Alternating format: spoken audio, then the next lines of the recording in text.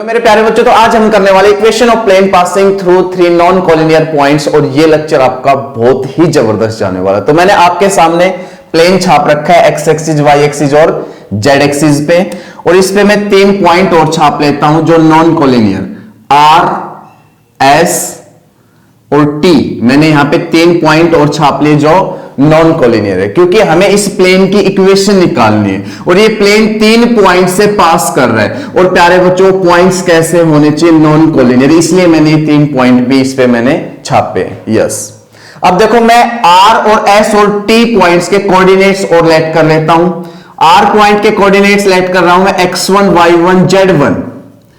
S point के coordinates late कर रहा हूं x2 y2 z2। और भाई आपके टी पॉइंट के कोऑर्डिनेट्स लेट कर रहा हूं x3 y3 z3। ये क्यों लेट कर रहा हूं? क्योंकि जब मैं कार्टेशियन इक्वेशन आपको यहां पे बना के दिखाऊंगा तो उसमें ये कोऑर्डिनेट्स मेरे को जरूर काम आएंगे। यस, तो देखो, अब मैं आगे बढ़ता हूं।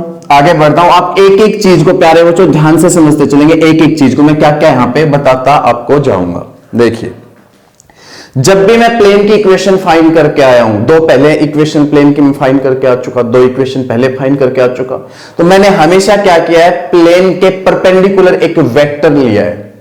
प्लेन के परपेंडिकुलर एक वेक्टर लिया, या मैं ये कहूं प्लेन के नॉर्मल एक वेक्टर लिया है या नहीं? यस, तो यहां पे मैं यही जुगाड़ करूंगा कि प्लेन के एक परपेंडिकुलर वेक्टर बनाने वाला हूं। देखिए कैसे मैं इसको आर एस वेक्टर कह सकता हूं, बिल्कुल जी। और इसको प्यारे बच्चों आर टी वेक्टर कह सकता हूं, बिल्कुल जी। और मैं ये कहूं भाई R S cross R T वो वेक्टर प्लेन के परपेंडिकुलर होगा, बिल्कुल होगा। ये वेक्टर कौन सा हो गया? R S vector cross R T vector. R S vector cross R T vector plane के परपेंडिकुलर वेक्टर होगा या नहीं? क्योंकि 2 वेक्टर की क्रॉस प्रोडक्ट हमेशा एक परपेंडिकुलर वेक्टर देती है।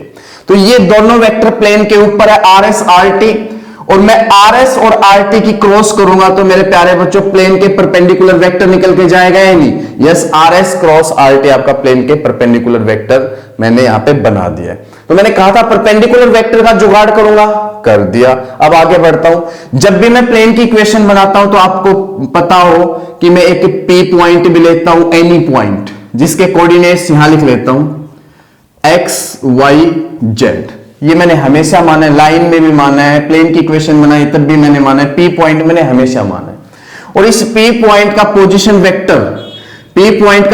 वेक्टर हमेशा हमने क्या कहा है भाई? आर वेक्टर होता है। हमेशा क्या कहा है हमने? आर वेक्टर होता है। और इनके भी पोजीशन वेक्टर मैं मान लेता हूं, आर के, एस के और टी के। आर पॉइंट का पोजीशन वेक्टर मेरे प्यारे बच्चों में मान रहा हूं ए वेक्टर, ठीक है, ए वेक्टर। और एस पॉइंट का पोजीशन वेक्टर मैं मान रहा हूं बी वेक्टर। क्या मान रहा हूं? B vector. और भाई टी पॉइंट का पोजीशन वेक्टर मान रहा हूं मैं सी वेक्टर, बिल्कुल मान सकता हूं, सी वेक्टर। क्लियर हुई होगी बात? अब आगे बढ़ता हूं। मैंने हमेशा क्या किया है? इक्वेशन ऑफ प्लेन फाइंड करने के लिए 2 वेक्टर की डॉट प्रोडक्ट की है। आप पीछे दोनों इक्वेशन देख के आ सकते हो। 2 इक्वेशन में प्लेन की पहले भी समझा चुका हूं। 2 वेक्टर की डॉट प्रोडक्ट लिखने के बाद जस्ट आपको वेक्टर फॉर्म दी है मैंने। 2 वेक्टर की डॉट प्रोडक्ट लिखने के बाद इज इक्वल टू 0, जस्ट मैंने आपको क्या दिया? हमेशा वेक्टर फॉर्म दिया आपको, ठीक है। ये मैंने हमेशा यहां पे किया है, तो मैं यहां पे यही काम करने वाला हूं, यहां भी यही काम करने वाला हूं। देखो क्या मैं ये कह रहा हूं, ये आरपी वेक्टर, बिल्कुल ये आपका आरपी वेक्टर, और ये आपका कौन सा vector? R S cross R T vector. तो आरपी वेक्टर प्लेन के ऊपर, R S cross R T plane के परपेंडिकुलर। तो भाई सीधी सी बात ये है, ये वेक्टर आरपी आपका परपेंडिकुलर किसके हो चुका? Are S cross R T के। तो जब 2 वेक्टर परपेंडिकुलर होते हैं मेरे प्यारे बच्चों, जब 2 वेक्टर परपेंडिकुलर होते हैं तो उनकी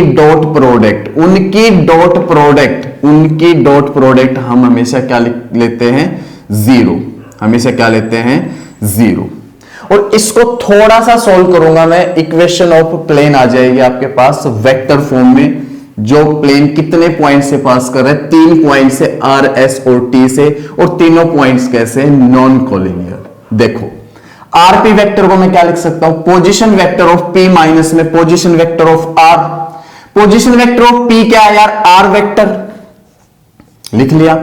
minus position vector of R क्या है, ए वेक्टर, लिख लिया। Dot dot bracket start, dot bracket start. R S vector को क्या लिखूंगा, position vector of S minus position vector of R. Position vector of S क्या है, बी वेक्टर, बिल्कुल लिख लो। Minus position vector of R क्या है, ए वेक्टर, लिख लिया। Cross cross R T vector क्या होगा, position vector of T minus position vector of R. Position vector of T बता C vector, C vector. Position minus position vector of R बता position vector of R बता A vector, A vector. Yes, आप देख पा रहे होंगे position vector of R क्या है, A vector is equal to 0। और ये आपके पास आ चुकी आपकी वेक्टर फॉर्म।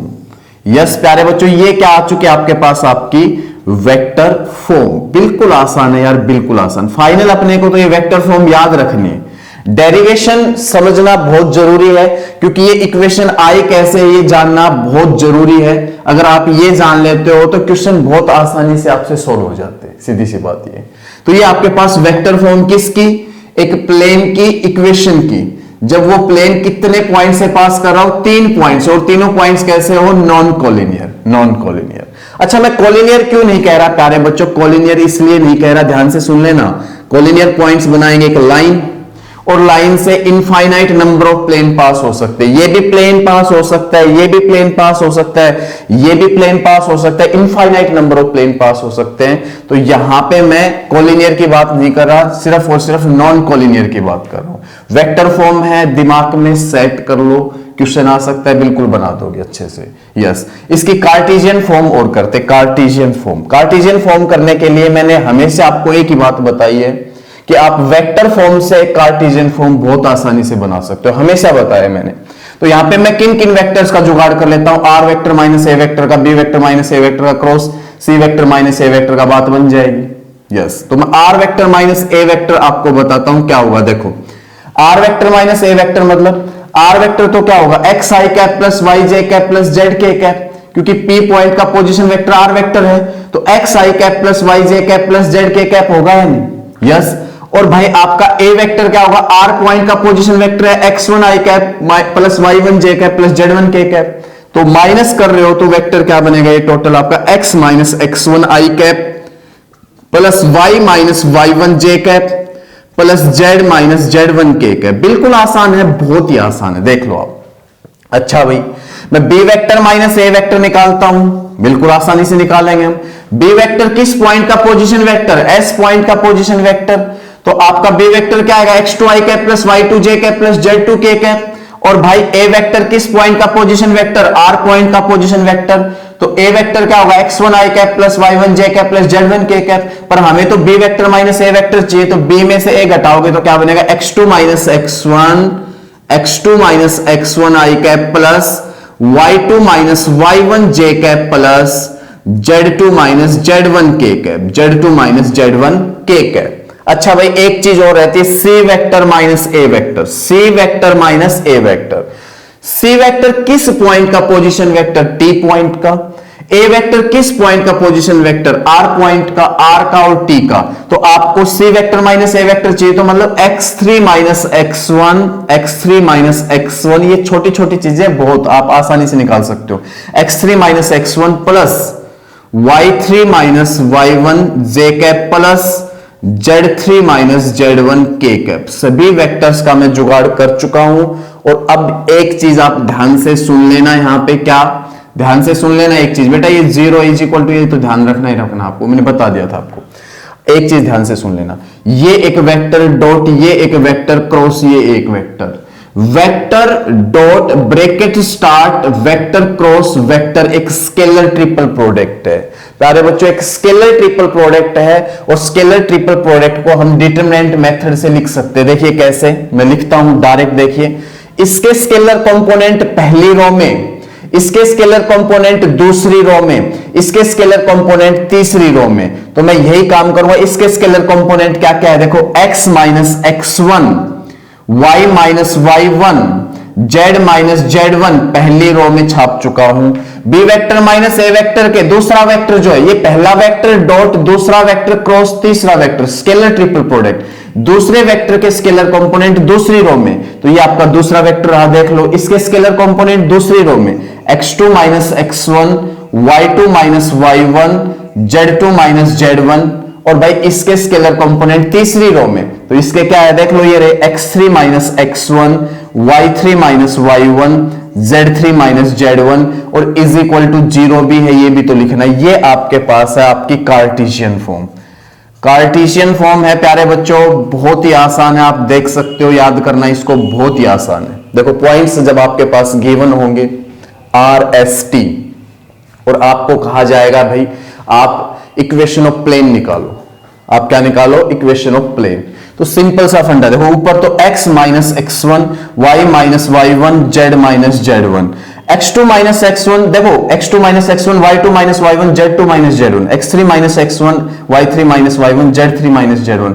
आप एक चीज नोट करके देखो, पहले कॉलम में x1 घट रहा है, दूसरे कॉलम में y1 घट रहा है, तीसरे कॉलम में z1 घट रहा है, आप देख लो हर एक में से, और यहां पे x में से, y में से, z में से, यहां पे x2 y2 z2 x3 y3 z3। बिल्कुल सिंपल है, कैसे भी करके याद कर लो, आसान है, बहुत आसान है इसको याद करना। अब एक एग्जांपल और करवा देता हूं, एग्जांपल और करवा देता हूं, जिससे ये आपको इक्वेशन और भी बढ़िया ढंग से क्लियर हो जाएगी। चलते हैं एग्जांपल की तरफ।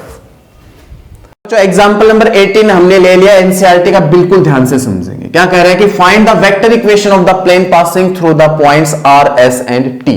तो वेक्टर इक्वेशन अभी अभी हमने सीखी थी, क्या, R vector minus A vector dot B vector minus A vector cross C vector minus A vector is equal to 0, ये सीखा था।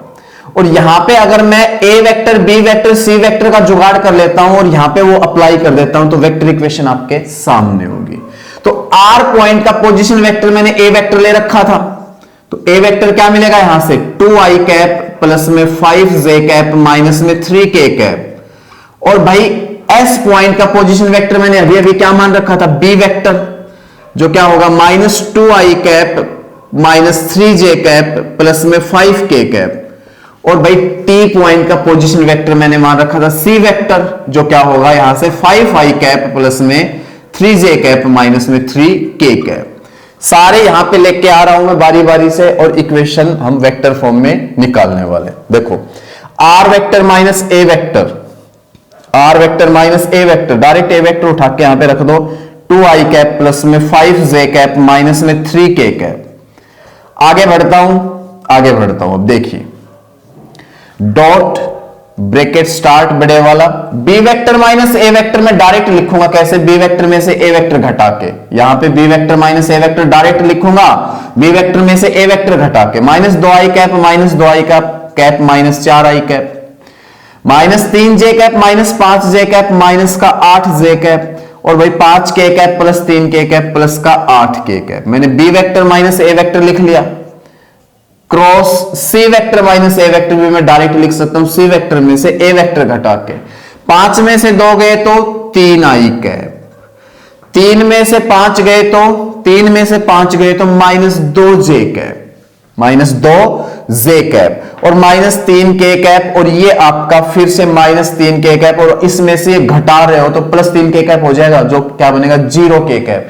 0k कैप लिखो चाहे मत लिखो, और इज इक्वल टू आपको क्या और लिखना पड़ेगा 0। ये आपकी वेक्टर इक्वेशन है। यस मेरे प्यारे बच्चों, ये आपकी क्या है, वेक्टर इक्वेशन। तो बहुत आसानी से आप वेक्टर इक्वेशन निकाल सकते हो, और बहुत ही आसानी से आप कार्टेशियन इक्वेशन भी निकाल सकते हो, बिल्कुल आसानी से, कोई दिक्कत आपको नहीं होने वाली। तो मैंने डेरिवेशन समझाया, वो भी आपने समझा होगा, मैंने एग्जाम्पल समझाया, ये भी आपने समझा होगा, आपको समझ में भी आए होंगे। वीडियो को लाइक जरूर करेंगे, चैनल को सब्सक्राइब करेंगे। Thank you very much.